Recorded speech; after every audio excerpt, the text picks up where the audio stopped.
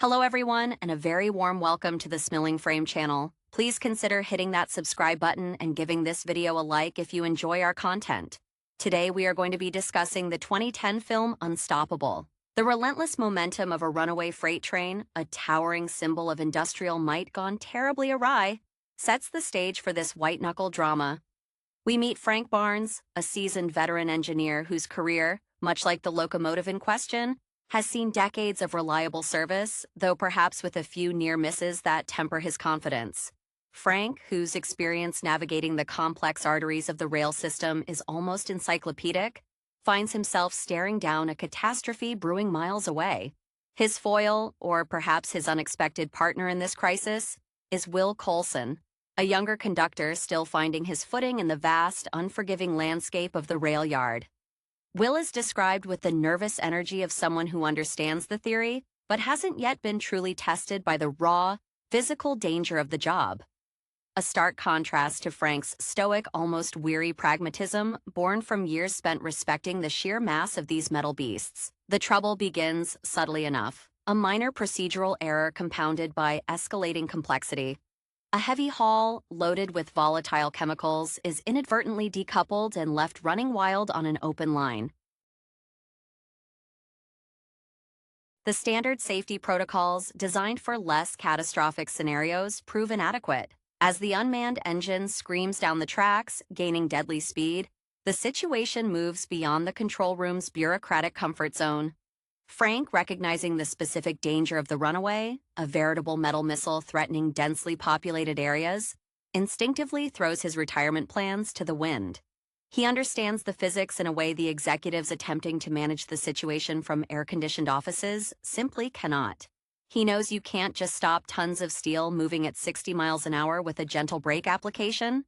He commandeers an older, slower engine, dragging a reluctant Will along for the ride.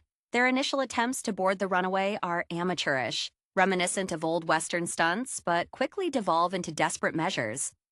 Will, channeling a surprising reservoir of bravery under Frank's gruff tutelage, attempts a daring maneuver, perhaps inspired by the legendary locomotive engineers he read about growing up, men who tamed the iron horses through sheer grit. The narrative builds tension not just through speed, but through the near misses. The switchyard chaos, the tight curves, the agonizing distance between the rescue engine and its target. Frank's wisdom surfaces in crucial moments.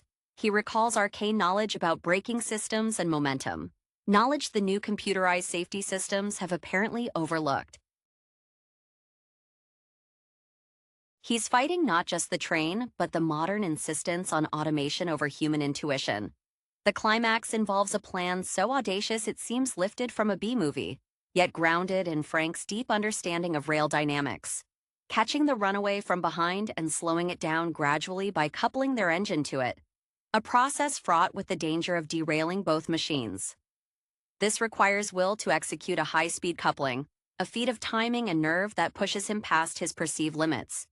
In the final, harrowing moments as the train bears down on a populated area, the coupling succeeds, but not without immense violence. The combined weight slows, groans, and finally grinds to a halt, the explosion averted by a hair's breadth.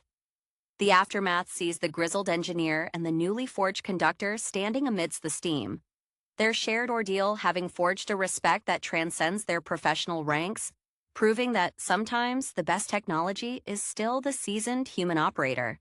Frank Barnes, a man whose face seemed etched by the soot and sun of countless miles of track, carried the weight of his experience like the heavy ballast under the rails. His years on the job had instilled in him a deep, almost spiritual respect for the raw power he helped direct. He knew that a single lapse in vigilance could turn a workhorse into a weapon. You could see in his movements the practiced economy of a man who has spent his life solving problems with wrenches and careful throttle adjustments rather than endless committee meetings. His inspiration, one could imagine, came from the generations of rail workers who tamed the continent one spike at a time. Will Coulson, meanwhile, was the embodiment of the new guard. Sharp in his uniform, quick with his tablet, but lacking the ingrained wariness that years of near disasters instill. He was eager to prove himself, perhaps overly so, viewing the job with the confident yet slightly detached air of someone who trusts the fail-safes implicitly. When the runaway gained speed, that initial professional detachment shattered, revealing a raw fear that Frank recognized immediately as the precursor to either freezing up or rising to the challenge. The initial attempts to manage the crisis from HQ felt pathetic. The executives, focused on stock prices and public relations nightmares, kept issuing contradictory theoretical orders that only served to delay the inevitable. Frank dismissed their advice with a curtness that spoke volumes about his lack of faith in paper policy when metal is moving at lethal velocity. He wasn't worried about lawsuits, he was worried about the elementary school 3 towns down the line. When Frank managed to wrestle that old locomotive, a sturdy but sluggish beast, onto the track, the atmosphere in the cab was thick with tension and the smell of old diesel. Frank barked orders, not asking, but demanding obedience, testing Will's mettle immediately. Will stumbled through the first tasks, his hands shaking as he tried to throw switches that seemed to resist his modern touch. Yet, watching Frank operate, the subtle, almost intimate connection he maintained with the machine beneath them, something shifted in Will. He wasn't just learning railroading, he was absorbing a survival instinct. Their pursuit was a dance of desperation. The runaway train, now an object of pure, chaotic energy, seemed almost sentient in its destructive path. They had to use the topography of the tracks to their advantage, understanding that every dip and climb affected the speed they were gaining or losing. Frank's commentary was a running narrative of rail lore and physics lessons, explaining how the weight distribution was causing the dangerous rocking, how the momentum was past the point where simple reverse thrust could work. This wasn't just about stopping a train, it was about outthinking a runaway equation. The sheer audacity of the final plan, the high-speed hitching, was breathtaking. It required Will to not only anticipate the precise moment of contact, but to successfully engage the coupler while both engines were moving at dangerous speeds, a move that could easily have mashed their engine into scrap or thrown the runaway clean off the rails. The sound as they made contact was less a mechanical coupling and more a violent collision, the frame of their locomotive groaning in protest. For a long, agonizing minute, they were locked in a furious tug-of-war with tons of runaway steel. Frank fighting the throttle, Will bracing himself against the inevitable shockwaves.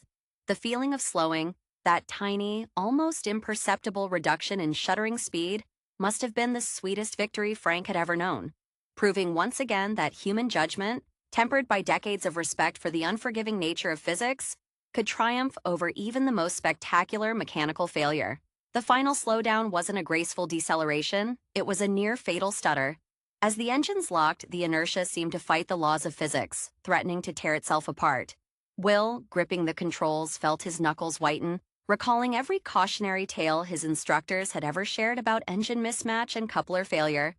He wasn't just holding on, he was consciously pouring every ounce of his newfound resolve into keeping the two massive machines aligned, a desperate human anchor against unstoppable kinetic energy.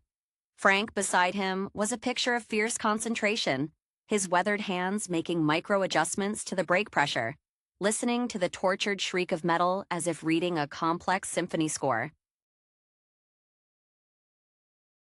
There was a moment, just before the true halt, when the runaway seemed to take one last surge forward, tempting fate one final time. This was the ultimate test of Frank's experience, knowing precisely how much pressure to apply just shy of causing a catastrophic derailment. It was the difference between control and carnage, a judgment call that could only be earned through years spent smelling hot steel and fearing the unpredictable nature of gravity. For Frank, every second of that drawn-out stop was a silent vindication of his entire career, a loud rebuttal to the suits who had been pushing for early retirement packages. When the engines finally shuddered to a complete metallic silence, the sudden quiet was deafening, broken only by the hiss of steam and the distant, confused sirens. The relief that washed over Will was so profound it felt physical, causing his legs to momentarily buckle when he finally released the throttle. He looked at Frank, not with the respectful deference of a subordinate, but with the deep, shared awe of comrades who had just stared into the abyss together. Frank, ever the pragmatist, didn't offer effusive praise. Instead, he simply nodded, a slight upward tilt of his chin that spoke volumes. A silent recognition that the younger man had stared down his own fear and found the necessary steel within. As they climbed down from the cab, leaving the immobilized Titan behind, they walked away from the scene not just as two railroad men, but as living proof that true expertise isn't found in the manual, but in the unflinching willingness to step into the chaos when the systems fail. Their journey down the track, away from the wreckage averted, felt less like walking home and more like emerging from a crucible, permanently forged by the near disaster they had conquered. The immediate aftermath, as the official response teams finally swarmed the area, revealed the vast gulf between crisis management and actual crisis control. Investigators, armed with clipboards and protocol manuals, descended upon the scene, eager to assign blame and quantify the near miss in neat, digestible data points. They circled the massive locomotives like vultures assessing salvageable parts, their concerns immediately shifting to environmental impact reports and insurance liabilities. Frank and Will, however, remained outside this circle of bureaucratic assessment. They stood slightly apart, still smelling faintly of overheated brakes and ozone, observing the scene with the detached air of surgeons who have just completed a successful, messy operation. Will found himself processing the event not in terms of speed or tonnage, but in the visceral memory of the vibrations traveling up through his boots, the sheer desperation of holding that coupling steady. He realized then that his prior inspiration from legendary engineers had been too romantic. The reality was dirtier, louder, and required an enduring kind of sustained focus that no textbook could teach. Frank, meanwhile, fielded the inevitable inquiries from his superiors, or rather, the men who thought they were his superiors. Their tone was a thin veneer of gratitude, thinly masking anxiety over the PR fallout. They spoke of commendations and possible early retirements with full benefits, the company line attempting to smooth over the catastrophic failure of their automated systems. Frank listened with a weary patience, his gaze fixed on the distant horizon where the next stretch of track lay waiting. He had no illusions about accolades. His reward was the unbroken silence of the stopped engine and the knowledge that the community remained safe. As the sun began to dip, casting long shadows across the newly rescued landscape, Frank turned to Will. He didn't offer a career plan or a promotion path. Instead, he delivered a single, characteristically laconic piece of advice, perhaps echoing something an old mentor had once told him when Frank himself was a young, terrified conductor. "You look at the steel, kid. Always look at the steel. The computers can lie, the schedule can lie, but the steel, it tells you exactly what it's doing." With that, the veteran engineer simply walked toward the designated transport vehicle waiting to take them back to the yard, leaving Will to absorb the weight of that truth, fully understanding that his entry into the true fraternity of rail mastery had just been sealed in the grinding metal of a runaway engine. Will watched Frank walk away, that slight slump in his shoulders speaking volumes about the fatigue accumulated over decades of vigilance. The advice, so simple yet so profound, settled over Will like a heavy, familiar overcoat, the uniform of a true railman. He looked back at the massive, inert train, now just a colossal, silent monument to near disaster. The sheer scale of it, stripped of its terrifying momentum, was humbling. He knelt briefly, touching the rough, hot surface of the rail tie, trying to imprint the lesson deeper than memory could hold. This wasn't about following procedures anymore. It was about developing an almost tactile empathy with the machinery. The investigators, noting Will's lingering presence, tried to draw him into their fold of documentation, asking him to detail the exact sequence of throttle engagement and brake bleed-off. Will answered them with a forced, almost robotic clarity, his internal emotional landscape still churning from the recent fight for survival. He could recall the exact pitch of the squeal when their engine's wheels momentarily locked, details his official report form couldn't accommodate. He noticed one junior investigator nervously tapping a pen against a pristine safety regulation manual, and a wave of silent pity washed over Will. That man was trying to solve a catastrophe with paperwork, whereas he and Frank had solved it with gut instinct and physics. Later, back at the yard, the atmosphere was strangely subdued despite the victory. There were no cheering crowds, only the low thrum of normal operations trying to resume around the evidence of extraordinary heroism. Will found himself unable to settle into the cab of a standard commuter run. His mind kept flashing to the sight of the runaway filling his entire windscreen. He felt an almost aggressive need to be near the powerful engines, to feel their controlled energy, rather than fear their uncontrolled state. Frank, true to form, had vanished into the maintenance bays or perhaps just gone home to his quiet life. He wasn't one for parades. Will knew, however, that their shared ordeal created a bond thicker than the coupling pin that had saved them. He realized that Frank hadn't just taught him how to stop a runaway, he had taught him how to inhabit the danger without letting it consume him. As Will finally sat down in the driver's seat of his assigned engine, a newer model, cleaner, quieter, he didn't immediately check the diagnostic screen. Instead, he gripped the heavy metal throttle handle, feeling its familiar contours, and for the first time in his career, he felt truly ready to guide the behemoth down the track, because now he knew how to listen to what the steel was saying. The quiet resumption of daily rail traffic around the massive, immobilized runaway train felt profoundly jarring to Will. The world insisted on moving forward, indifferent to the razor's edge they had just traversed. He found himself observing the routine movements of yard crews with a new, almost anthropological interest.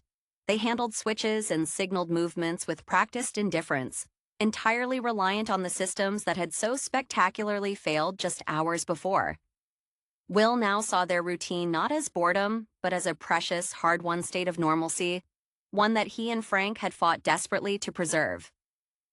His next shift felt different. When he took his seat, it wasn't an assignment, it was a commitment. He ran his hands over the controls, not just checking for functionality as the manual required, but seeking the subtle feedback Frank had taught him to crave. The slight vibration that indicated bearing wear, the specific tone of the air compressor under load. This heightened awareness was exhausting, a constant low-level hum of vigilance that had replaced the detached professionalism he used to maintain. He understood now that the true career longevity Frank enjoyed wasn't due to luck, but to this perpetual state of sensory engagement. Will sought out Frank the next day, not with a request for instruction, but with a shared understanding. He found the veteran engineer near the engine shed, meticulously cleaning a set of heavy-duty chains, a task far beneath his rank, yet clearly his chosen activity. Frank worked methodically, treating the soiled metal with a reverence usually reserved for sacred relics. "They're talking about redesigning the whole coupling assembly now," Will commented, leaning against a nearby stack of ties, careful not to obstruct Frank's work. "Lots of meetings scheduled." Frank paused, wiping grease from his hands with a rag that looked older than Will. He didn't look up. "Meetings," he echoed, his voice dry. "The only meeting that matters is the one between your wheels and the rail." He finally lifted his eyes, and there was a flicker of something. Not pride, but confirmation. "You survived the education, Will. Now comes the long haul. They'll try to dress you up in new policies. Don't let them. Remember how that engine felt when you pulled it in?" Will nodded, the memory sharp and clear, the deafening roar giving way to the controlled grind. "I remember." "Good," Frank stated, dropping the chains with a heavy clank. "Because when the next one runs wild, and there will always be a next one, you won't be looking at a screen. You'll be looking at the steel, and you'll be making the hard choice, not the easy one." He gave Will a brief, almost imperceptible nod, a gesture far more meaningful than any official commendation, and turned back to his work, effectively ending the conversation. Will walked away, knowing that his apprenticeship was over. He had earned his stripes not through certification, but through shared proximity to true, unscripted disaster. The air in the rail yard, usually thick with the smell of diesel, rust, and opportunity, now carried a subtle scent of burnt metal clinging to Will's memory.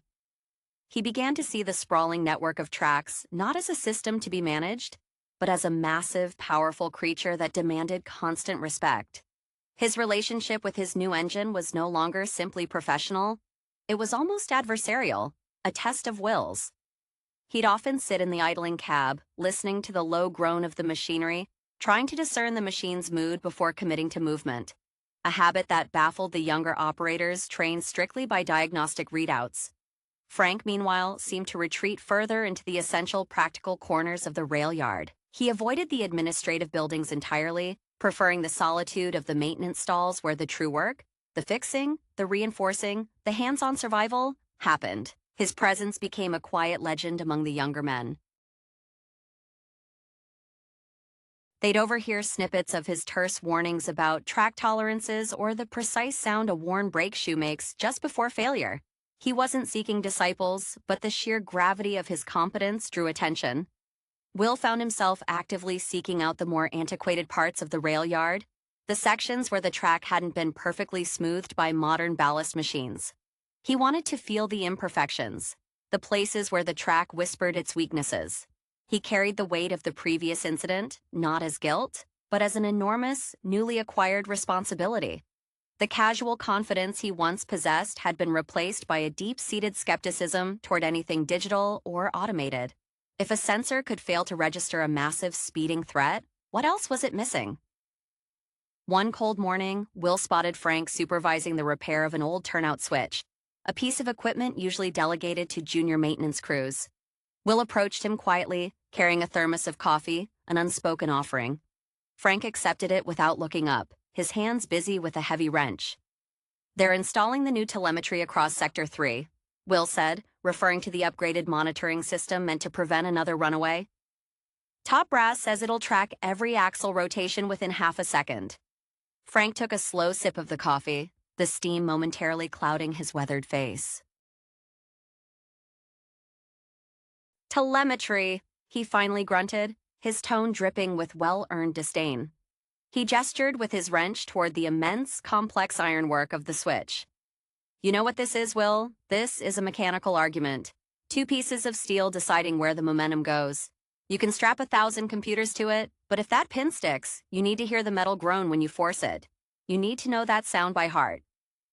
He looked directly at Will then, and the gaze was piercing.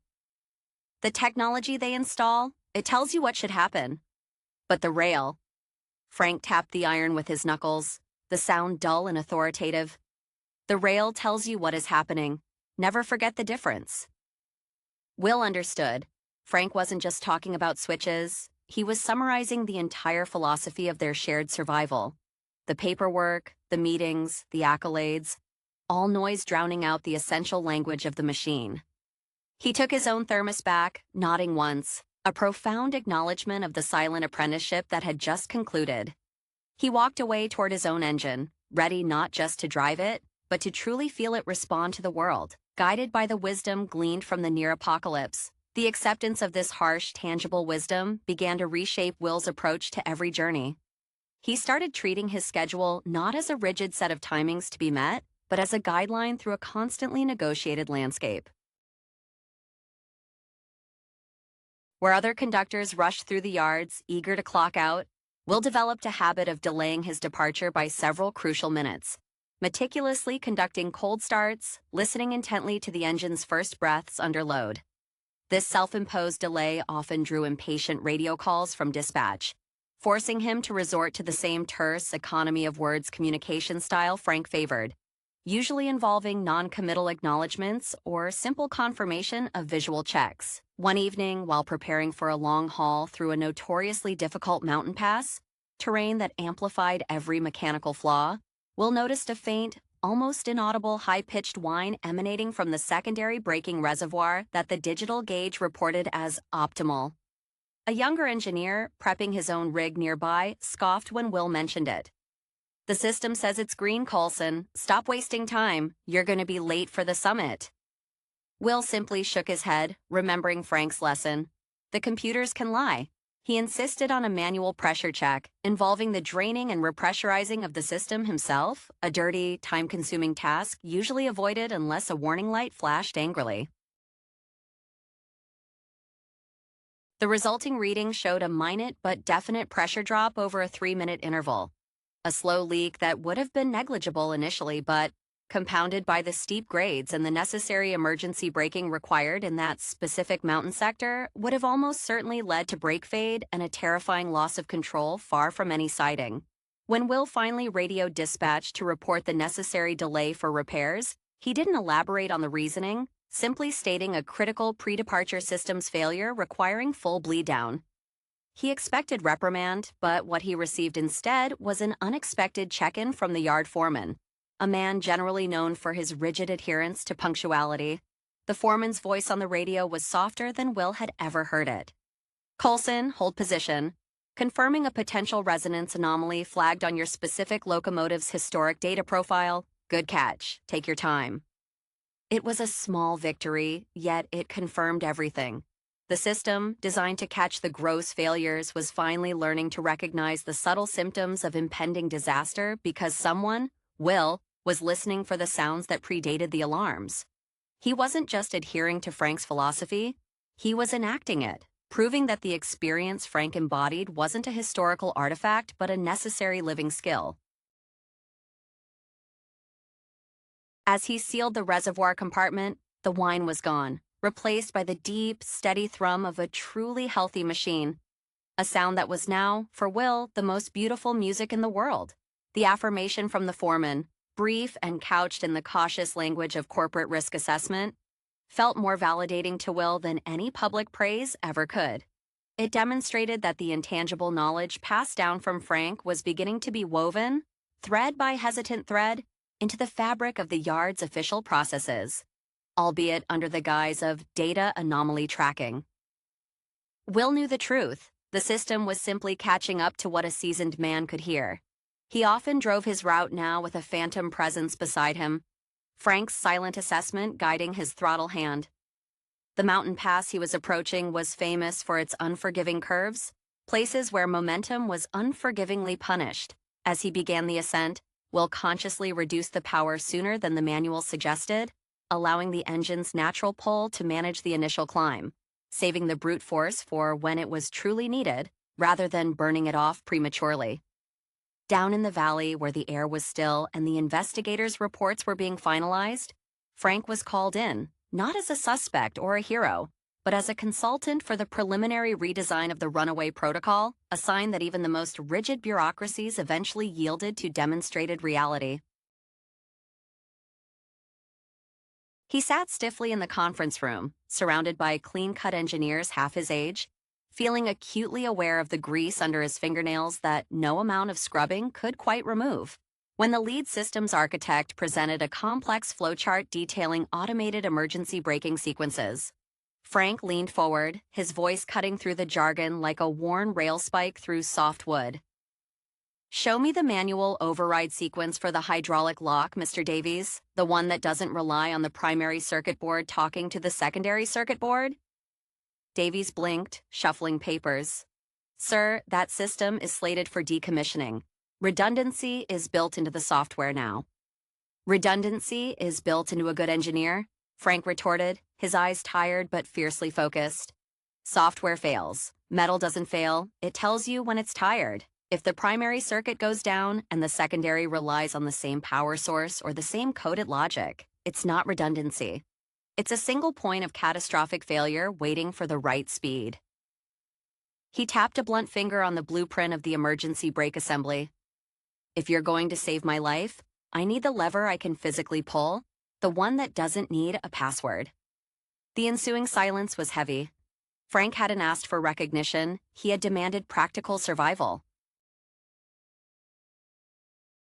He saw the resistance in their faces, the clash between the clean efficiency of the future and the messy, visceral efficiency of the past. He knew his fight wasn't just about the trains anymore, it was about preserving the craft itself, ensuring the next generation of engineers, like Will, wouldn't be left stranded by a system that prioritized data integrity over human intuition. After securing a concession to retain a fully analog, direct-line manual brake control accessible within the locomotive cab, Frank left the meeting without waiting for thanks. The small victory secured not with fanfare, but with the stubborn insistence of a man who knows exactly what a ton of moving steel can do. Will, making his cautious climb through the mountain pass, was intensely aware of the engine's strain. The familiar whine was absent, replaced by the deep, resonant groan of the massive diesel prime mover working at peak capacity, a sound he now understood intimately as effort, not distress. He could practically feel the pressure building against the newly secured brake lines, the feedback from the wheels transferring through the steel frame and into his seat. This deliberate, measured approach, though frustrating to the clock watchers miles away, felt like the only responsible way to treat the tonnage he was hauling. When he finally crested the summit, the view was breathtaking, but Will barely spared it a glance. His attention was focused on the slight, rhythmic vibration in the floorboards, a telltale sign that the track ahead, aging infrastructure prone to thermal expansion in the high desert heat, might be uneven. It was a vulnerability that the new telemetry system, focused on axle rotation, would likely deem insignificant unless a wheel actually fractured. He reduced the throttle preemptively, easing the weight off the main drivers just enough to smooth out the vibration, adopting a slightly slower, more deliberate pace for the descent. It was an unnecessary, almost superstitious caution, yet it brought him a strange sense of peace. He was imposing human judgment where automation preferred to look away. Back in the administrative complex, Frank's victory in forcing the retention of the analog override was noted with grudging respect by the engineers. But it was seen by the higher management as a temporary setback in their push for total digitalization. They saw Frank as an obstacle to progress, a nostalgic outlier. Yet his concession had already begun to influence others. Will's successful navigation of the mountain pass, achieved despite reported but ultimately unfounded anomalies in the digital logs, served as a quiet case study. Supervisors began quietly encouraging senior drivers to verify digital readings with field experience, a euphemism for listening to the old masters. Frank receiving a brief digital report on Will's successful run, a report he printed out and scanned with a magnifying glass before tossing it in the bin, allowed himself the smallest, almost imperceptible twitch at the corner of his mouth. It wasn't the success of the run that mattered to him, it was the method. Will hadn't just stopped a runaway, he was learning how to live with the potential for one, turning vigilance into habit.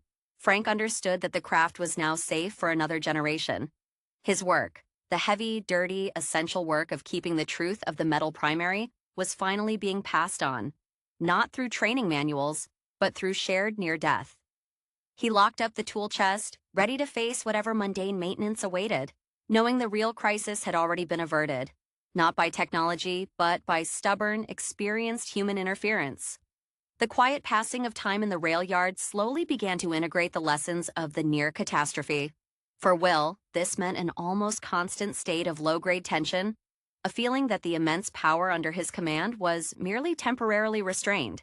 He carried the weight of Frank's philosophy, look at the steel, into every movement, every shift change.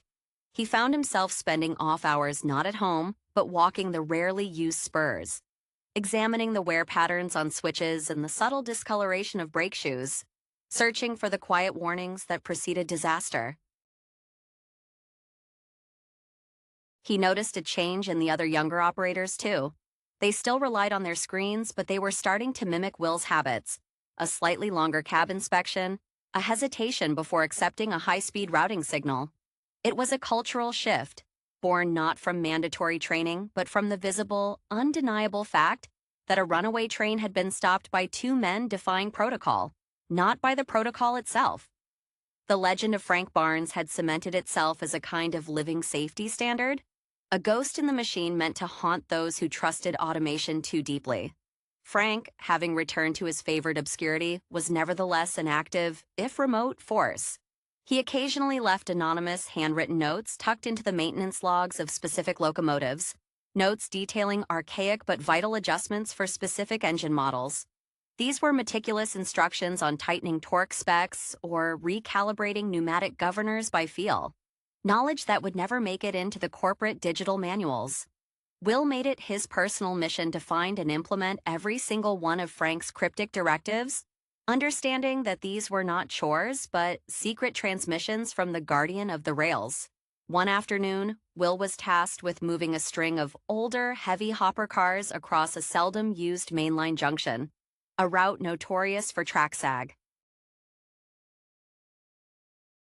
As he eased the train forward, he felt a familiar resistance, a slight hiccup in the flow that a standard report would have simply logged as minor drag.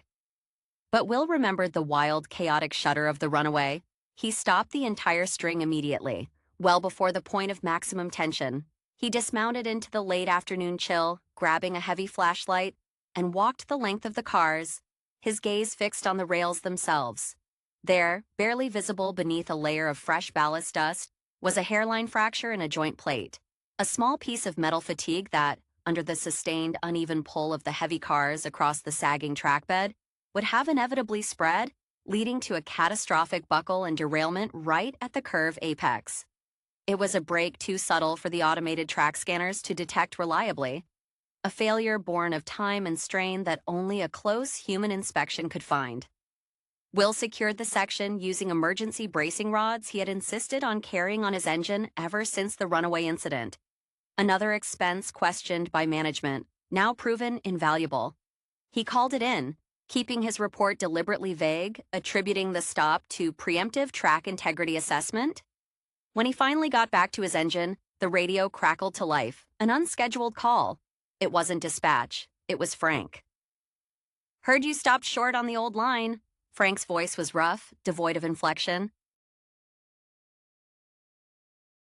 "Track fracture, Frank," Will replied, climbing back into the cab. "Just caught it." A moment of silence stretched across the airwaves, punctuated only by the faint background hum of the idling yards.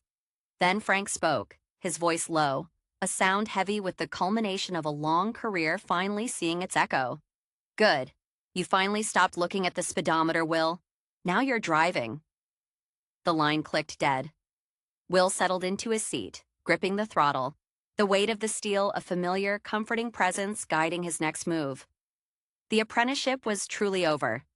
The simple affirmation, "Now you're driving," resonated in Will's chest with the force of a physical impact. It was the ultimate validation, a quiet ceremony performed over the static of a low-band radio, far removed from the polished boardrooms where his near-death experience was being reduced to statistics. He no longer felt the need to impress the dispatchers or justify his cautious pace to unseen supervisors. His accountability now lay solely with the metal beneath him and the wisdom echoing from the old engineer. Will eased the throttle forward just enough to relieve the pressure on the temporary braces he had installed. The string of heavy hoppers slid over the compromised section with a barely perceptible shudder, a testament to the fact that human intervention, messy and slow as it was, trumped automated tolerance limits. The feeling was intoxicating, not the thrill of speed, but the profound satisfaction of control, a granular, moment-to-moment mastery over brute force. He began noticing Frank everywhere, not physically, but in the subtle ways the infrastructure was maintained, or rather, cared for. A perfectly greased axle bearing, the replacement of a worn coupling pin just before its scheduled service date, the way certain switches were subtly adjusted to favor smoother transitions over theoretical speed gains. These were the silent, invisible actions of a man dedicated to preventing the next crisis before the first alarm even sounded. Will realized Frank wasn't just an engineer. He was the yard's uncredited, aging immune system, fighting systemic weaknesses one wrench turn at a time. Will started mimicking this subtle stewardship. He began carrying specialized tools deemed non-essential by inventory control in his own cab. Feeler gauges, extra heavy-duty clamps, even a small sledgehammer for persuading stubborn mechanical components back into alignment. He was transforming his modern, sanitized locomotive into a rolling workshop, adapting it to the realities Frank understood better than anyone. One afternoon, Will found a small, hand-drawn schematic tucked under his clipboard. It detailed a minor modification to the air brake bypass valve on his specific engine model, designed to prevent pressure bleed during prolonged idling on steep inclines. There was no note, just Frank's unmistakable, cramped handwriting next to the diagram. It was a direct instruction, an extension of their mentorship, bypassing any formal communication channels. Will spent his break installing the modification. As he worked, a senior manager, Mr. Harrison, one of the executives who had panicked during the runaway, approached him, clipboard in hand, a practiced smile pasted on his face. "Coulson, I see you're enjoying some hands-on time," Harrison chirped, his eyes flicking nervously to Will's oil-stained hands. "Remember, efficiency is key. We need to maximize uptime. Frank Barnes's retirement gift package is very generous. We hope you utilize your freed-up time for necessary paperwork." Will straightened up, wiping his hands on a rag, his gaze steady. He held up the newly installed component. This modification increases readiness by eliminating potential idle time pressure bleed, sir. It directly reduces the chance of brake lag on the next major incline. Harrison's smile faltered. He looked from the complex, unfamiliar addition to Will's earnest, steady eyes. He opened his mouth, clearly searching for a counterargument based on uptime metrics, but the logic of averted disaster was suddenly too heavy to dismiss lightly. See that it doesn't impact your mandated reporting deadlines, Coulson? Harrison managed, retreating quickly before Will could offer further practical explanations. As Harrison vanished toward the administrative offices, Will looked down at the component. He hadn't just implemented Frank's fix, he had defended it against the very culture that sought to erase Frank's influence. He felt a surge of something akin to protectiveness for the old engineer's legacy. The age of pure intuition wasn't over. It had simply learned how to wear a disguise. A cleverly worded, field-tested enhancement slipped into the operational flow. And Will was now the one wearing it into the fray. The exchange with Harrison left a bitter aftertaste. A reminder that the battle for practical engineering was continuous. Will understood that the executives saw his actions not as skill, but as necessary. Time-consuming anomalies to be tolerated until the real digital solution arrived. He was operating in the uncomfortable, necessary gap between obsolete equipment and over-optimistic software, the domain Frank had mastered. Will's focus sharpened. He started treating the newer, digitized engines with a kind of wary respect reserved for powerful, unpredictable animals. He ignored the smooth readouts on the primary display, instead diverting his attention to the secondary analog gauges, the ones that relied on physical pressure and mechanical linkage. He noted that the newer systems often lagged fractionally, a delay that in a crisis would be an eternity. He began timing the delay between the digital warning and the physical shudder he could feel in the floorboards, cataloging the system's latency like a cartographer mapping a dangerous coastline. He often caught himself communicating with the engine itself. "Hold steady, old girl," he'd murmur as the grade steepened, his voice low, a private covenant between man and machine. This intimacy with the hardware fostered a quiet confidence that bordered on arrogance toward those who relied only on the interface. He developed a reputation for being slow to depart but impossibly reliable upon arrival, the man who never needed roadside assistance because he found the trouble hours before it manifested. One rainy Tuesday, Will was assigned to haul a specialized high-value transport, a sensitive cargo that required absolutely smooth transit. He was pulling out of the yard when he saw Frank by the edge of the main line, standing under the inadequate shelter of an old signal gantry, watching the movement. Frank wasn't waving or calling out. He was simply standing there, observing the rain lash against the moving train. Will brought his engine to a momentary, respectful crawl, a move that caused a momentary spike on the yard monitor due to the sudden drop in tractive effort. He leaned out his side window, the rain immediately soaking his face. "The rain is washing the dust off the joints, Frank," Will shouted over the rushing sound of the downpour, an instinctive acknowledgement of the environment. "Good time to check for hairline cracks." Frank didn't acknowledge the rain. He pointed a gloved, thick finger not at the wheels, but toward the very top of the trailing freight car where the tension rod ran along the roofline. "That third car's securing strap. Looks loose. Wind's catching it wrong." Will squinted, straining against the poor visibility and the distance. He couldn't see anything definitive. The strap was likely vibrating too fast to resolve visually in the downpour. But he trusted the instinct that had saved his life once before. He brought the entire train to a controlled stop, a significant disruption to the schedule, miles outside the normal inspection zone. A maintenance crew, called out begrudgingly, found the strap. It wasn't merely loose. The retaining bolt was severely corroded and had sheared almost completely through, held only by a thin sliver of metal and the sheer tension of the moving load. Had the train hit any significant headwind or braking stress on the next long stretch of open plain, the tension strap would have failed, potentially causing a catastrophic load shift that could have led to jackknifing, regardless of the integrity of the wheels or brakes. When Will finally received the confirmation report hours later, it was relayed through Harrison, who sounded genuinely defeated. The crew confirmed it, Coulson. That failure point was entirely obscured by the rain and would have presented zero digital indication. Harrison paused, clearly wrestling with an unpalatable conclusion. Frank's observation was accurate. Will looked out the window of his stationary cab. The rain was easing. He pictured Frank back in the quiet shadows of the maintenance shed, his wisdom enduring not as technology, but as an unquantifiable sense that permeated the very metal of the railroad. He keyed the radio, not to dispatch, but to a private, infrequently used channel, the one Frank used for cryptic messages. "Pressure reestablished, Frank," Will said simply. "The steel told me to stop."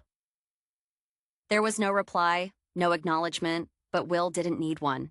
He felt the connection settle firmly between them, the grizzled veteran ensuring the knowledge survived, and the apprentice proving that survival wasn't just about stopping the runaway, but about listening for the faintest whisper of the next disaster before it even learned how to roar. He engaged the throttle, guiding his precious cargo forward into the clearing weather, no longer just a conductor, but a guardian of the tracks. The relentless forward momentum of Unstoppable owes much of its visceral power to the source material. The true story of the runaway Norfolk Southern freight train derailment in 2001 filtered through the lens of Hollywood adrenaline. This 2010 thriller functions less as a meticulous documentation and more as a high-octane exercise in procedural tension, a testament to the very real dangers lurking within America's vast rail networks. At its core, the film pits two very different generations of railroad men against an indifferent, catastrophic machine. Frank Barnes, portrayed with weary competence by Denzel Washington, embodies the old guard. Barnes is a man defined by decades spent on the tracks, intimately familiar with the weight and potential menace of the cargo he shepherds. His career arc suggests a deep, almost spiritual connection to the rails, a knowledge base built on experience rather than manuals. This familiarity makes his immediate, intuitive response to the runaway engine, the FSOR 1206, far more compelling than any bureaucratic procedure. He understands the physics of momentum and the psychology of the machine in a way the younger, office-bound managers simply cannot grasp. Opposite him is Will Coulson, played by Chris Pine, the younger conductor whose recent marriage and career aspirations are currently overshadowed by the immediate crisis. Coulson represents the necessary modernization of the industry, yet he is initially portrayed as somewhat callow, needing the seasoned guidance of Barnes. Their relationship develops organically under duress. The shared danger forces a rapid, non-hierarchical collaboration that transcends standard seniority. Pine's performance captures the anxiety of a man realizing the sheer scale of the problem, striving to prove himself capable of handling a situation far beyond standard operating procedure. The brilliance of director Tony Scott, whose signature visual flair is evident throughout, is his relentless focus on scale. The train itself becomes the primary antagonist, a terrifyingly literal manifestation of unchecked power. Scott emphasizes the sheer size of the locomotive, using low angles and sweeping crane shots to convey its unstoppable mass hurtling toward populated areas. The visual language is immediate. You feel the ground shaking, the screams of the distant townsfolk are audible, and the proximity of the danger is always palpable. This kinetic energy is Scott's hallmark, reminiscent of his work in Man on Fire or Déjà Vu, where visual speed mirrors narrative urgency. The narrative expertly layers the escalating danger. While Washington and Pine are engaged in a desperate, physical pursuit, culminating in the audacious sequence involving the coupling of the moving locomotive to a less damaged engine, the corporate subplot provides crucial context and thematic depth. Connie Hooper, played by Rosario Dawson, represents the external pressures, safety regulations, PR nightmares, and the almost comical inadequacy of the official response teams. Her character highlights the institutional failure that allows a situation like this to develop, rooted in cost-cutting measures and faulty equipment overrides. The film skillfully manipulates pacing. There are brief moments where the audience is allowed to breathe, usually during the crucial tactical discussions between Barnes and Hooper over the radio, or during the necessary but perilous moments when Coulson must physically board the speeding engine. These moments of relative stillness serve only to heighten the subsequent bursts of action, particularly the increasingly daring maneuvers employed by the protagonists. such as deploying strategically placed detours and utilizing civilian assets like the rail yard full of hazardous chemicals, a classic cinematic trope used here for maximum tension. Ultimately, Unstoppable succeeds because it grounds its spectacular action sequences in relatable human stakes. It is a story about competence meeting crisis, about the inherent value of experience in an increasingly automated world, and the necessity of courage when protocols fail. The resolution, though perhaps slightly too neat for the disaster narrowly averted, provides a satisfying emotional conclusion rooted in the respect earned between two men who stared down an iron beast and lived to tell the tale. The film operates on the primal fear of things breaking beyond human control and the quiet heroism required to impose order once more. The emotional undercurrent throughout the pursuit is the constant, nagging fear of collateral damage, a dread that hangs heavier than the diesel fumes emanating from the runaway beast. Denzel Washington's Frank Barnes isn't just worried about stopping the train, he is haunted by the memory of past failures, moments where human error cost lives or livelihoods. This internal baggage informs his almost reckless disregard for his own safety. His dedication isn't just professional pride, it's penance. When he radios back to his wife or engages in the tense exchanges with the yard managers, there is a profound weariness in his voice, the sound of a man who has seen too many close calls and knows exactly how thin the margin between order and catastrophe truly is on the rails. His insistence on using older, less mechanized methods, relying on physical agility and deep knowledge of coupling procedures, is a direct philosophical stand against the corporate streamlining that stripped away necessary safety redundancies. Chris Pine's Will Coulson, by contrast, vibrates with kinetic, almost youthful panic trying to mask itself as competence. His initial actions are dictated by regulation, but the moment he realizes the gravity of the situation, that the official response is too slow, too distant, he mirrors Barnes's instinctual shift. This transformation is key. Coulson sheds the uniform of the newly promoted supervisor and dons the mantle of the track worker. His physical performance during the climb onto the speeding engine, gripping slick metal while hurtling past stationary cars, is not just stunt work. It communicates a sudden, terrifying clarity where life boils down to a single, necessary grip.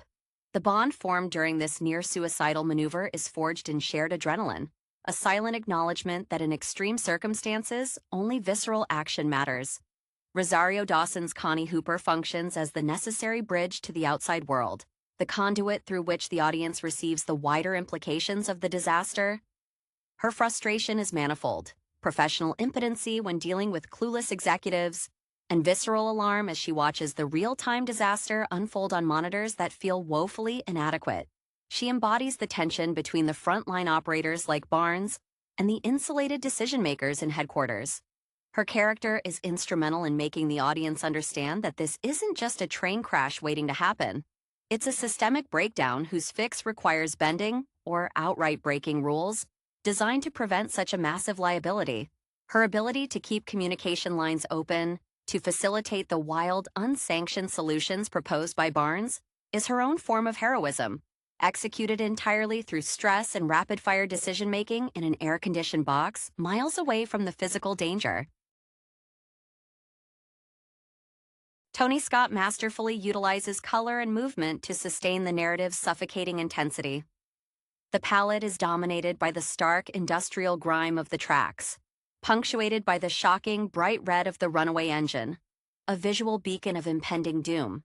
The camera rarely rests. Even in the command center, there's a subtle hum of restless energy conveyed through quick cuts and the constant panning across bank upon bank of blinking screens. The film's signature slow-motion inserts, used sparingly to emphasize the force of impact or the sheer speed of the object, serve not as stylistic indulgence, but as brief, horrifying glimpses into the physics of destruction, forcing the viewer to momentarily internalize the velocity before being thrown back into the immediate, desperate race against the clock. The escalating absurdity of the situation, as viewed from the detached perspective of the public and the media, further ratchets up the emotional pressure on the main characters. While Barnes and Coulson are engaged in a physical duel with inertia, Hooper is simultaneously fighting the information war. We see news reports flicker across the screens in the command center, often featuring sensationalist anchors who misunderstand the technical nuances, demanding immediate, decisive action that the teams on the ground know is either impossible or too dangerous to attempt. This external scrutiny adds a layer of performance anxiety to the already monumental task. Barnes, perpetually uncomfortable with attention, must operate knowing that every near miss is potentially being broadcast live, forcing him to constantly weigh the risk of a spectacular failure against the certainty of a catastrophic one if he hesitates. The element of the hazardous cargo adds a specific, almost mythological threat to the climax. The sight of the train barreling toward a densely populated area containing volatile tanker cars transforms the chase from a rescue operation into a ticking time bomb scenario. This is not just about derailment. It is about a localized apocalypse. This raises the stakes beyond the professional responsibilities of the engineers and conductors, making their mission one of civic salvation. The introduction of the military response, characterized by its blunt, over-calibrated solutions, namely the suggestion of outright destruction of the locomotive, serves as a clear foil to Barnes's nuanced, experience-based approach. The military views the train as an external threat to be neutralized. Barnes and Coulson view it as a massive, malfunctioning tool that must be wrestled back into submission using specialized knowledge. The characterization of the corporate antagonists, though often relegated to background noise or clipped radio voices, is crucial in establishing the systemic rot that precipitated the crisis. These unseen figures prioritize liability and stock performance over the immediate safety protocols that would have prevented the runaway in the first place.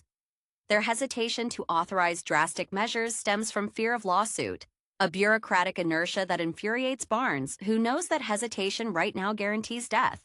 This ideological gulf between the men fighting on the tracks and the suits in the air-conditioned offices underscores the film's theme. Real-world competence often exists outside established corporate hierarchies. The final act, revolving around the ladder car sequence, is a masterclass in staged action built on practical physics. The difficulty of transferring between two immensely fast-moving, unstable masses, the chase engine and the runaway, is conveyed through shaky camera work and strained grunts from Pine and Washington. This is pure physical theater, demanding absolute synchronicity. When they finally connect, the subsequent efforts to bleed off speed feel excruciatingly slow, emphasizing the sheer tonnage they are attempting to slow down. The moment the runaway finally grinds to a halt, inches from disaster, is punctuated not by triumphant music, but by exhausted silence. A necessary emotional vacuum, allowing the audience and the characters to process the sheer scale of the near miss before the inevitable debriefing and recognition can begin.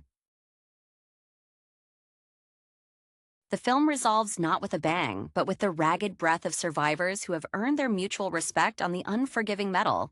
The enduring appeal of Unstoppable, beyond the spectacle of the runaway engine, resides in its powerful distillation of working-class heroism, a theme deeply embedded in the careers of its leading men. Denzel Washington, a figure synonymous with gravitas and moral center in modern cinema, brings an almost Shakespearean weight to Frank Barnes. His history of playing characters who uphold integrity against corrupt or indifferent systems, from Training Day to Man on Fire, informs Barnes's stubborn refusal to delegate this crisis to less qualified hands. Barnes is the archetypal American expert, the man who knows the machine intimately, and the film elevates this specialized blue-collar knowledge to a near-mythic status. He is the essential craftsman whose intuition saves the day when algorithms and committees fail. Chris Pine, whose rising star at the time needed a vehicle to prove his ability to carry high-stakes tension, finds his defining moment here by playing the apprentice forced into sudden mastery. His Will Coulson is not just physically brave, he is emotionally flexible enough to jettison protocol when lives are at stake, recognizing the superior judgment of his older colleague. This narrative arc, where the younger man is tested and passes not by following the manual, but by embracing intuitive risk-taking, mirrors the classic Hollywood trope of passing the torch. Yet it feels earned because the test is so relentlessly physical and unforgiving. Their synchronized dance on the tracks is a visual metaphor for effective mentorship forged under extreme pressure. Tony Scott, whose career spanned from music videos to blockbuster action, utilized this premise to push the boundaries of on-set practical effects integrated with CGI, creating a sense of authenticity that digital spectacle often lacks. His direction here feels cleaner, perhaps driven by the real-world grounding of the material, yet retains his signature velocity. The camera work constantly reminds the audience of the train's immense size and speed. Close-ups of grinding metal, whipping ballast, and the straining faces of the protagonists emphasize the sheer physical forces at play. Scott understood that the threat of momentum is inherently cinematic, and he never lets the audience forget the terrifying law of inertia they are fighting against. Finally, the film's success as a piece of high-tension procedural drama lies in its tight focus. It avoids the sprawling subplots that often bog down disaster films. Instead, every scene, whether on the track, in the mobile command van with Connie Hooper, or in the executive suites, serves the immediate objective: slow the train down. This laser focus transforms the narrative into a prolonged, extended chase sequence where the prize isn't a physical object, but control over physics itself. The film celebrates the small, precise acts of heroism, the correct valve turned, the perfect timing of a switch thrown, proving that sometimes the greatest acts of bravery are deeply technical and utterly necessary. The very essence of Unstoppable rests on the shoulders of its supporting cast, and the meticulous, almost painful detail paid to the logistics of railroading, which lends credibility to the ensuing melodrama. Beyond the central duo, the film subtly sketches out the landscape of institutional responses, none of which prove adequate. The initial attempts by management to handle the situation remotely, deploying emergency response teams armed with insufficient knowledge or the blunt force of military hardware, underscore a critical theme. Technology and bureaucracy are often liabilities when faced with a purely kinetic, unscripted crisis.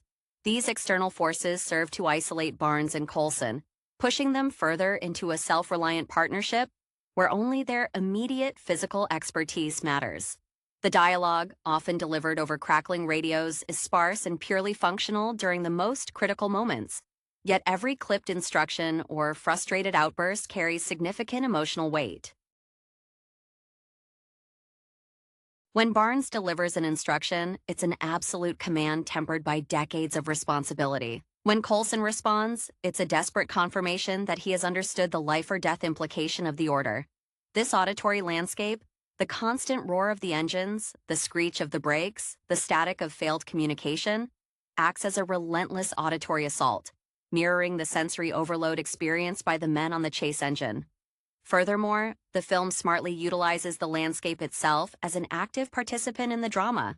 The vastness of the Pennsylvania terrain, rushing by in a blur, emphasizes the train's isolation from immediate help. The geography dictates the tactical possibilities. The sharp turns, the downhill grades, the specific configuration of rail yards, turning the map of the route into a secondary character in the unfolding disaster. Barnes's knowledge of these specific tracks, his unspoken understanding of where the next critical junction lies, is what allows him to plot their desperate maneuvers with uncanny accuracy, further validating his lived experience over any computerized dispatch system. The climax, the act of manually bleeding off speed using the reversed engine, is staged not just for visual thrills, but as a prolonged demonstration of mechanical empathy. It requires an almost loving understanding of how metal reacts to stress, how momentum fights against resistance. The film lingers on the shuddering of the frames, the overheating of the couplers, making the audience acutely aware that they are witnessing a prolonged battle against the fundamental laws of the universe. When the train finally halts, the silence that follows is profound, thick with the residual energy of tons of steel resisting their own unstoppable nature. This shared experience of conquering the iron beast solidifies the bond between Barnes and Coulson, achieving a resolution that feels earned through sheer, sustained exertion rather than a lucky break. The film concludes by celebrating the enduring necessity of the skilled human operator in an increasingly automated and potentially perilous industrial age. The emotional resonance of the film is deeply tied to the concept of redemption, particularly for Frank Barnes. His intense focus and willingness to embrace nearly suicidal maneuvers stem from a prior incident, heavily implied but never fully detailed, where a mistake on his watch resulted in serious consequences. This unspoken history fuels his near-obsessive need for perfection in this runaway scenario. It's not just about stopping the train, it's about rewriting his own narrative through a successful, undeniable act of competence under ultimate pressure. Denzel Washington perfectly captures this internal conflict. The stoic exterior masking a man constantly measuring his current actions against an unforgivable past error. His interactions with his wife, often brief and centered on reassurance he barely feels himself, underscore the personal toll of carrying such a heavy professional conscience. Will Coulson's journey mirrors this redemption arc, albeit on a much faster timescale. He begins the film worried about petty managerial slights and establishing his authority. The crisis forces him to shed that ambition and confront raw survival. His growing admiration for Barnes transforms into a profound, almost paternal respect. This transition is visible in his body language. The tentative caution of the first few scenes gives way to decisive, almost aggressive movements as he performs the dangerous couplings. By the end, Coulson is no longer trying to prove himself to management. He has proven himself to the most stringent judge, Frank Barnes, and by extension, the unforgiving tracks themselves. Their final shared moment, leaning against the silenced engine, is not a celebration, but a mutual acknowledgement of survival. A silent pact between two men who have stared into the abyss of uncontrolled industrial might. Rosario Dawson's Connie Hooper experiences a different kind of emotional crucible. Confined to the command center, her battle is against paralyzing information overload and the crushing weight of administrative responsibility. She is the translator between the immediate visceral reality of the field and the distant, often ignorant layers of corporate command. Her anguish is palpable whenever she has to relay bad news or when executives overrule a sound judgment based on liability concerns. Hooper's heroism is characterized by her steadfast refusal to yield to the institutional inertia. She becomes Barnes's eyes and ears in the bureaucratic labyrinth, strategically leaking information or selectively filtering communications to ensure that the frontline crew has the freedom and the time to execute their unorthodox plan. Her determination is fueled by a clear understanding that the established safety nets have failed, leaving only the unconventional bravery of the operators to save the day. Tony Scott's masterful visual storytelling ensures that the audience shares this heightened emotional state. He frequently utilizes reflective surfaces, water, glass, the polished metal of the train itself, to show distorted, terrifying images of the encroaching disaster. These fleeting glimpses often feature the silhouette of the two men against the chaos, emphasizing their precarious position as small figures battling immense forces. The sound design further heightens the psychological toll. The constant, high-pitched whine accompanying the faster speeds suggests mechanical failure beyond repair, creating a pervasive sense of dread that lingers even during moments of apparent success. This relentless sensory input ensures that the audience experiences the chase not just as observers, but as reluctant participants in a sustained state of acute crisis management, ultimately affirming the value of experienced, dedicated labor over detached, computerized oversight. The thematic undercurrent of Unstoppable resonates deeply with a contemporary anxiety surrounding automation and the diminishing role of hands-on expertise. The very premise, a modern freight train rendered uncontrollable by a simple human oversight coupled with a mechanical failure, serves as a potent metaphor for technological fragility. Frank Barnes's reliance on analog knowledge is repeatedly validated against the failures of sophisticated, remote-controlled systems. His insistence on physically inspecting coupling mechanisms, his understanding of how rail switches react under different pressures, speaks to a skill set rendered obsolete by efficiency models, yet proven utterly indispensable when those models break down. The film champions the wisdom accumulated through grease, sweat, and repetition over the abstract knowledge derived from manuals and software updates. This celebration of operational mastery is perhaps why the relationship between Barnes and Coulson feels so vital. Coulson, initially positioned as the upwardly mobile employee keen on procedure, must consciously deconstruct his training to align with Barnes's pragmatic reality.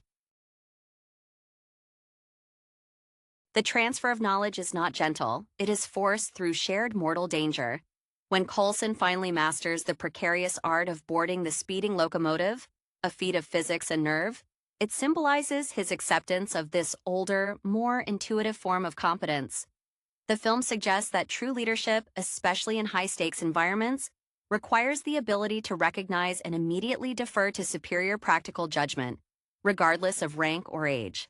The utilization of civilian resources further emphasizes the local, community-based nature of true problem-solving versus the distant, sanitized response of federal or corporate entities. The involvement of the rail yard supervisor, who aids in setting up the tracks for the final, desperate maneuver, roots the climax in the practical landscape that these men inhabit daily. They are saving not just abstract infrastructure, but their own community, the local lines they know intimately. This contrasts sharply with the military's distant, cannon-ready approach, which would have resulted in devastating, unnecessary collateral damage, highlighting the difference between neutralizing a threat and responsibly managing a catastrophe. Tony Scott's directorial vision consistently reinforces the kinetic relationship between man and machine.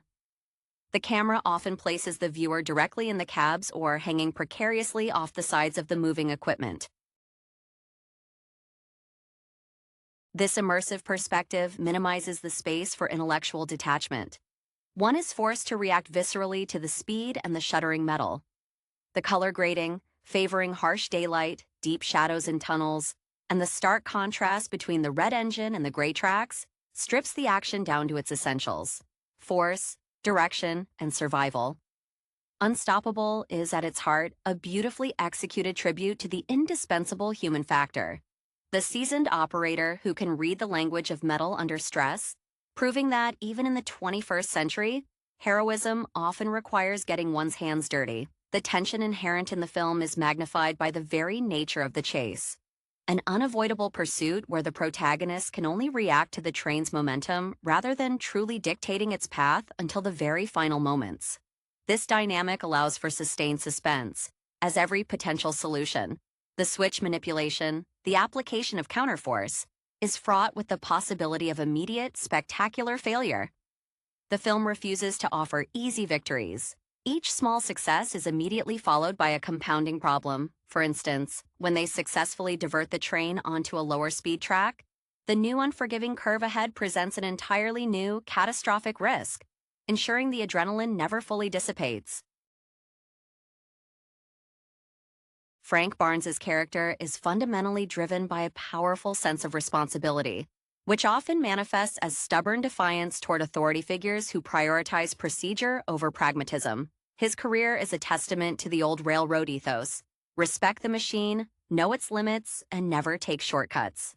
This belief system directly clashes with the corporate culture represented by the remote executives who are obsessed with limiting liability and controlling the narrative for the press. Barnes's raw, unmediated communication with Connie Hooper is crucial because she is the only one in the chain of command willing to translate his expert assessments into actionable directives, effectively operating as his proxy in the headquarters, navigating the political minefield so he can focus on the physics of the runaway. Chris Pine's Will Coulson undergoes a dramatic psychological shift that mirrors the mechanical shift he is trying to impose on the locomotive. He begins as a man preoccupied with domestic matters and career progression. By the midpoint, those concerns have evaporated, replaced by a singular focus on execution. The moment he successfully jumps across the coupling gap, propelled by sheer desperation and faith in Barnes's timing, marks his true initiation. This is not merely a promotion through action. It is a visceral baptism into the highest level of railfield competence. The shared physical intimacy of that near-impossible maneuver forges an unbreakable professional trust, superseding any need for formal hierarchy.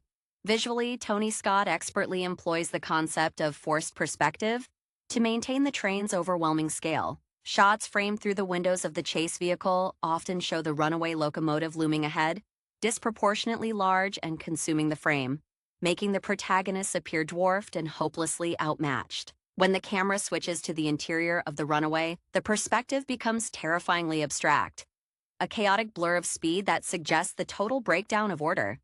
This consistent visual reinforcement ensures that the audience never forgets the sheer weight and inertia they are fighting.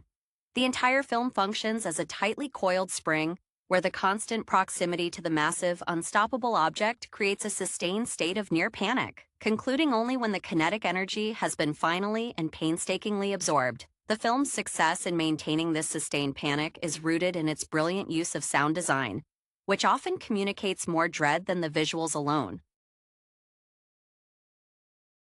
Beyond the roar of the diesel engines and the screech of metal on metal, there is a subtle but pervasive layer of industrial dissonance. The high-frequency whine of stressed components, the heavy, rhythmic thud of the wheels over track joints, and the agonizingly slow grinding sound as the brakes are tested and fail. This auditory environment mimics the physiological stress of the characters. The audience hears the machine laboring to the point of imminent catastrophic failure, lending an almost biological urgency to the inanimate object. Frank Barnes's quiet determination is often punctuated by small, humanizing actions that anchor the spectacle. His careful packing of his lunchbox early in the film becomes a poignant moment of normalcy about to be irrevocably shattered.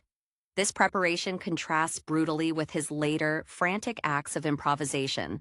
His deep understanding of the train's mechanical language allows him to diagnose issues that remote monitoring fails to register, suggesting that true system health is perceived through touch and sound, not just telemetry. He operates on intuition refined over decades, a quality that corporate safety officers, obsessed with checklist compliance, entirely lack. Will Coulson's transformation is most keenly observed in his physical approach to danger. Initially hesitant to cross boundaries, he becomes increasingly reckless, though always calculatedly so. His decision to use the older engine, a machine he is less familiar with than the modern chase vehicle, is a testament to his newfound trust in Barnes's strategy. The scene where he executes the maneuver to couple the engines is a ballet of kinetic risk. His entire focus narrows to the precise timing required to bridge the widening gap, a moment where his ambition is entirely subsumed by the necessity of immediate, shared survival. This physical act of commitment solidifies him as Barnes's true successor, one who values efficacy over convention. Connie Hooper's role as the conduit to the outside world evolves from simple distress to strategic sabotage of bureaucratic roadblocks. She is forced to become an ethical pragmatist, making decisions that violate internal communication policies to ensure Barnes and Coulson receive the necessary leeway. Her moments of intense frustration, often seen through close-ups as she shouts down nervous executives who advocate for waiting or for overly destructive military intervention, highlight the inherent conflict between centralized command and decentralized expert field operation. She is the moral anchor in the sterile command center, fighting for the lives of the men she can only observe through flickering monitors. Tony Scott frames the inevitable confrontation with the hazardous material tankers not just as a potential explosion, but as a judgment on the efficiency of the modern system. The chemicals are the ultimate collateral damage that Barnes has been working desperately to avoid. A failure that would erase the distinction between the runaway threat and the surrounding community. The visual contrast between the bright orange of the hazardous cargo cars and the dark, industrial tones of the setting underscores the theme that the greatest danger in modern industrial society is not nature, but the unforeseen, devastating consequence of human systemic error. The final slowdown is portrayed as a painful, drawn-out victory, emphasizing that stopping pure momentum requires a sustained act of will against overwhelming physical law, a narrative triumph for applied human expertise. The film subtly weaves a critique of modern corporate detachment into its action narrative, using the characters' escalating desperation to expose the hollowness of purely desk-bound authority. The executives monitor